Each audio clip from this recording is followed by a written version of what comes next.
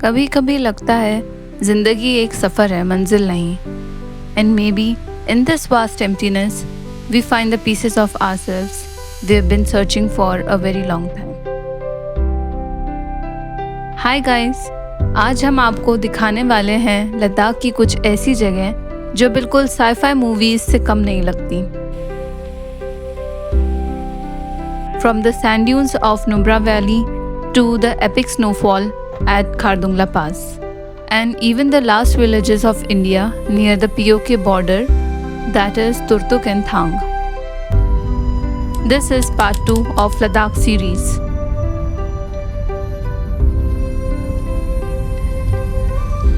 Day 1 हमने start किया सुबह सुबह एक शेयर टैक्सी के साथ जो इजीली ले मार्केट से किसी भी ट्रैवल एजेंसी से मिल जाती हैं. Taxi fare are pretty much standard as per the union.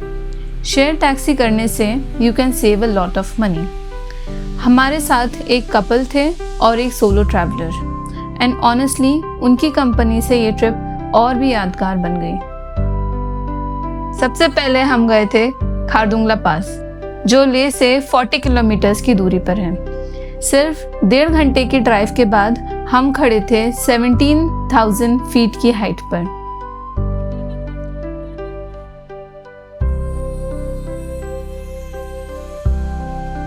यहाँ ऑक्सीजन लेवल नॉर्मल से 50% कम होता है, इसलिए आपको यहाँ ज़्यादा देर रुकने नहीं देते. But for us this was truly unforgettable क्योंकि यही हमने अपनी लाइफ का पहला स्नोफॉल देखा और इस मोमेंट ने इस ट्रिप को हमारे लिए बहुत ही स्पेशल बना दिया.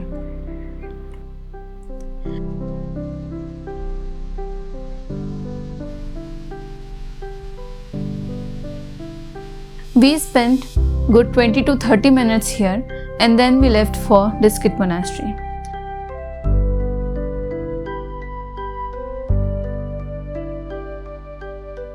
Then we took a short chai break and honestly यहाँ लद्दाख में हर एक मोड इतना सुंदर होता है कि ऐसा लगता है हर जगह रुककर बस फोटोज ही क्लिक करते रहो.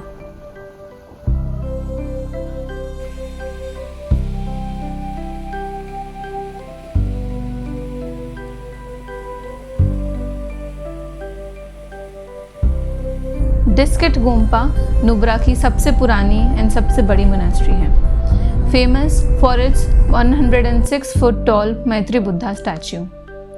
यहाँ से नुब्रा वैली का पेनोरामिक व्यू मिलता है.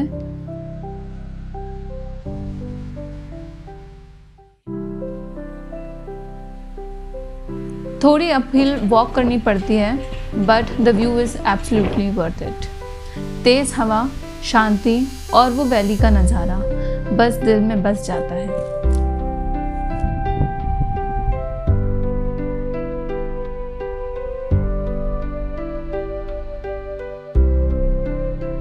Next we reached Hunder, famous for its sand dunes. ये ऐसा लगता है कि जैसे किसी साई-फाई मूवी का सेट हो.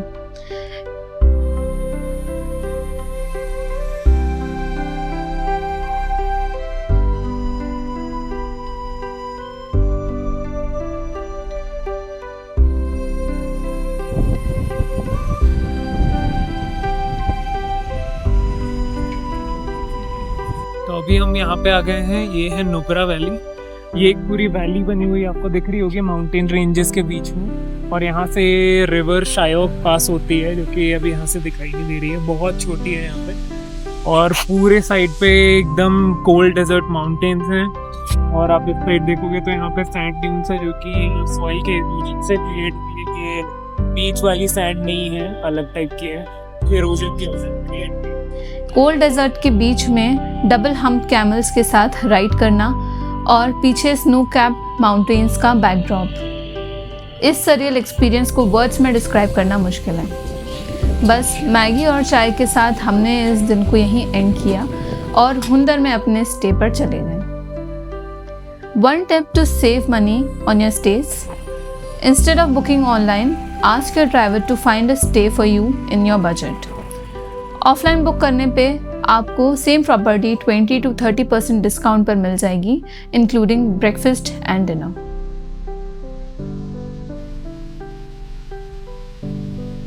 सो ऑन डे 2 हम सुबह सुबह निकल गए तुर्तुक एंड थांग विलेज देखने के लिए। इस पूरे रास्ते में आपको श्योक रिवर दिखाई देगी जो इंडिया से पाकिस्तान की तरफ बह रही है और आगे जाते जाते बहुत वाइड होती जाती है। Turtuk is around 80 kilometres from Hunder and it takes us like around 2.5 hours to reach here. Turtuk is a village with stark beauty surrounded by apricot orchards, cozy wooden houses nestled between the snow-capped mountains and divided by blue waters of Sheok River.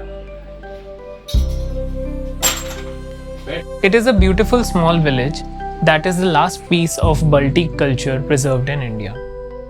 Here we visited the Turtuk Palace, जहाँ हमें जाके पता चला village की history के बारे में। Before 1971, it was part of POK. Then in Indo-Pakistan War of 1971, 4 villages were taken over by Indian Army, one of which was Turtuk, and it opened for tourism in 2010. अब इस map में जो green जो part है, ये वाला portion, ये अभी पाकिस्तान में जिसे हम POK पाकिस्तान ऑक्युपाइड कश्मीर कहते हैं, इसका जो नाम है गिलगित बल्तिस्तान। रेड जो पार्ट इस मैप में पार्ट चाइना में जिसे हम अक्साई चाइना ऑक्युपाइड कश्मीर, बाकी 45% ही जम्मू एंड कश्मीर हमारे पास है और हम यहाँ पे तुर्तुक में। सो बल्तिस्तान जो रीजन है उसका सिर्फ तुर्तुक ही हमारे पास है, बाकी सारा POK में 4 ही गांव हमारे पास है। अगर पूरा बल्तिस्तान हमारे पास होते तो मैं भी एक स्टेट बन जाता। अब 4 गांव का हम नया स्टेट बना नहीं सकता, तो इसको लद्दाख के एडमिनिस्ट्रेटर के साथ जोड़ कर रखा गया है। इन 4 गांव का एडमिनिस्ट्रेटर लद्दाख होंगे, बट इनका कल्चर ट्रेडिशन तो वही रहेंगे बल्ती। तो इसीलिए हर जगह आपको बल्ती बल्ती नजर आ रहा है। बल्तिस्तान में जो लोग रहते हैं उनको बल्ती बोलते हैं, हम बल्ती है, हम टिपिकल बल्ती खानदानी kitchens look like this. So these 4 utensils are made of stones.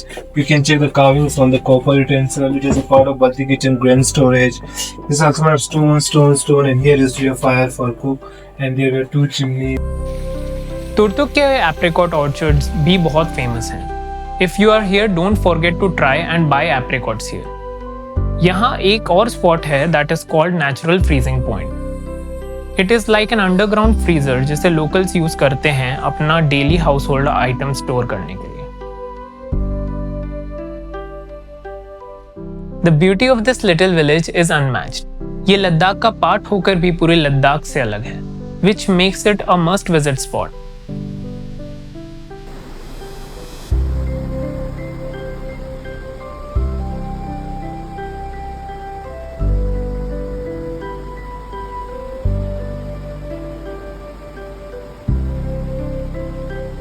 यहाँ से फिर हम गए थांग विलेज जो तुर्तुक से सिर्फ 10 किलोमीटर दूर है।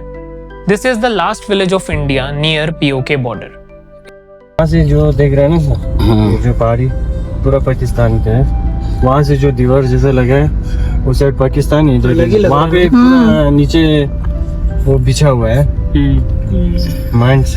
हाँ, क्रॉस नहीं कर सकते। हाँ, दोनों से वो देखो वहाँ तक रोड भी अपने तरफ से, वो उधर आर्मी की रोड है। It was also among the 4 villages that became part of India after 1971. India का last village near POK border. यहाँ से आप इंडिया और पाकिस्तान दोनों तरफ के आर्मी बंकर्स देख सकते हो।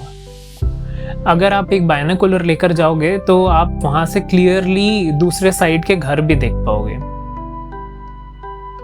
हमें यहाँ एक अंकल मिले जिन्होंने बताया कैसे उनकी फैमिली का एक हिस्सा पाकिस्तान में रह गया था जब थांग इंडिया का पार्ट बना। पाकिस्तान नदी का उस तरफ जो है छूथांग वो खानों का वो पहाड़ था पाकिस्तान में रह गया। नदी को उस तरफ जो है मैदान जो है वो पहाड़ जो है थांग इंडिया में आई। माँ बाप बीबी गाड़ जमीन पूरा पाकिस्तान में रह गई। मैं अकेला यहाँ रहेगी क्या कर वो करता अल्लाह। फिर जाने नहीं मिला आपको वापस? कहाँ मिलेगा सर फिर, क्योंकि मैं रहा। अब हमारे घर इज्जत देख रहे हैं, आपको भी देखा होगा लाइफ में आपको सुबह। ऐसी कहानियां सुनकर रियलाइज होता है कि ट्रैवल सिर्फ जगह देखना नहीं है, ये उन कहानियों को जीना है, उस हिस्ट्री को जानना है और ह्यूमन इमोशंस को समझना है। And just like that day 2 came to an end. इन 2 दिनों में हमने देखा अपना पहला स्नोफॉल, लद्दाख का cold desert, double humped camels और इंडिया का लास्ट विलेज। ट्रूली इस सफ़र ने हमें सिर्फ नए व्यूज़ ही नहीं दिए बल्कि नए एहसास भी दिए। ये सफ़र हमें याद दिलाता है कि ज़िंदगी में कुछ एक्सपीरियंसेस सिर्फ एक बार मिलते हैं और उन्हीं लम्हों के लिए हम जीते हैं। From the highest passes to the silence of monasteries to the untold stories of border villages, Ladakh is not just a trip, it's a journey into your own soul। और हमारे लिए ये सिर्फ शुरुआत थी।